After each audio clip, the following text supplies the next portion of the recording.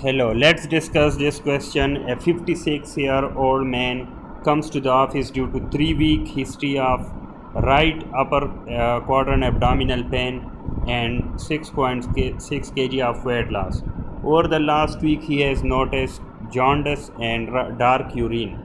The patient has a history of ulcerative colitis in remission and hypertension. He does not use tobacco, alcohol, or illicit drugs. Temperature is 37 degrees C, blood pressure is 110 by 74, and pulse is 80 per minute. BMI is 21 kg per meter square. The patient appears cachectic.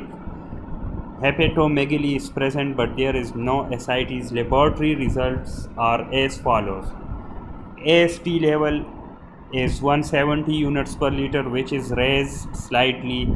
Alanine aminotransferase is 202 units per liter. It is also raised slightly. And alkaline phosphatase is 470 units per liter, and it is raised significantly, while total bilirubin is 4.1 milligram per deciliter, and it is also raised significantly. The CT scan of the abdomen reveals dilated intrahepatic ducts and normal size common bile duct. Carcinoembryonic antigen and CA19-9 levels are elevated, and serum alpha fetoproteins level is normal.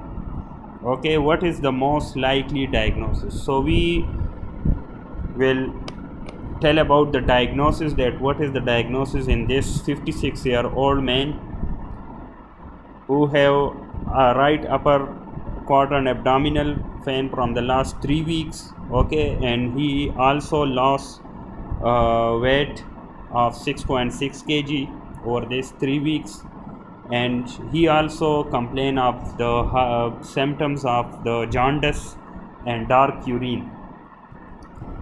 Okay, and the lab result shows the elevated liver function test, and significantly the alkaline phosphatase, which is ALP, and the total bilirubin. So these both of these are elevated significantly.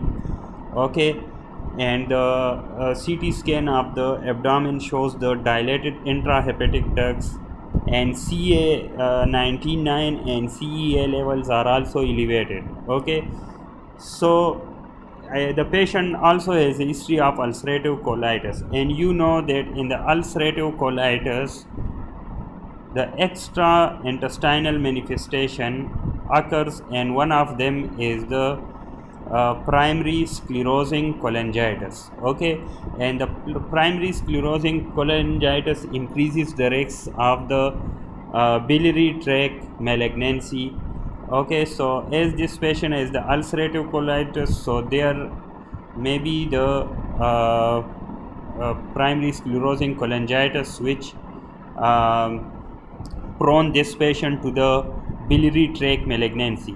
Okay, and there is also the malignancy markers like CA and CA19-9 levels elevated with a history of weight loss, and the patient is also experiences the cachexia. Okay, so this patient is most likely has the biliary tract malignancy. Okay, so our diagnosis is the biliary tract malignancy, which is called the cholangiocarcinoma. Okay, so the patient has cholangiocarcinoma. This patient has right upper quadrant pain, which is 3 weeks old, plus weight loss, cachexia. Okay, plus he has also CEA and CA19 levels. CA and CA19-9 levels are elevated, and also he has the intrahepatic biliary channels dilation on the CT scan. So this patient is most likely has the cholangiocarcinoma, which is the biliary tract malignancy. The B option is the choledocholithiasis, which is basically the okay, so the B option is choledocholithiasis, and this option is this option is not right, because the choledocholithiasis is basically the gallstone in the common bile duct. Okay, but when there is choledocholithiasis, patient comes with the acute right upper quadrant pain. Okay, right upper quadrant acute right, and there is no weight loss or cachexia. Okay, so the patient comes with the acute right upper quadrant pain, and this patient has the right upper quadrant pain from the last 3 weeks. Okay, so this option is not right. Then the hepatocellular carcinoma. Okay, hepatocellular cancer also comes with the right upper quadrant pain. Okay, it also present with the weight loss. Okay, weight loss and cachexia, because it is the carcinoma. Okay, but in the hepatocellular carcinoma, the alpha feto protein is elevated, while in this patient the serum alpha feto protein level are normal. Okay, and the patient has on the CT scan, the patient has the nodules or the mass, the single mass or solitary mass on the in the liver on the CT scan, but this patient has dilated intrahepatic ducts. Okay, so this option is also not right. Okay, because the patient has normal alpha feto protein levels, so this option is also not right. This is also not right. The third the D option is metastatic colon cancer. So metastatic colon cancer to the liver present with the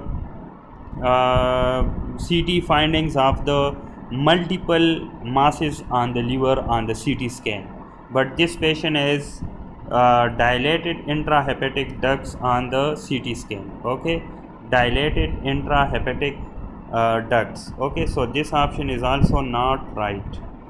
Okay, metastatic colon carcinoma is also. The last option is pancreatic cancer.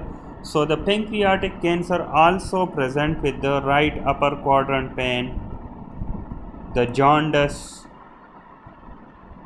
and the dark urine, like the symptoms of hyperbilirubinemia. But this patient, but in the pancreatic cancer, the CT scan will shows the dilated common bile duct, and in this patient the common bile duct is normal.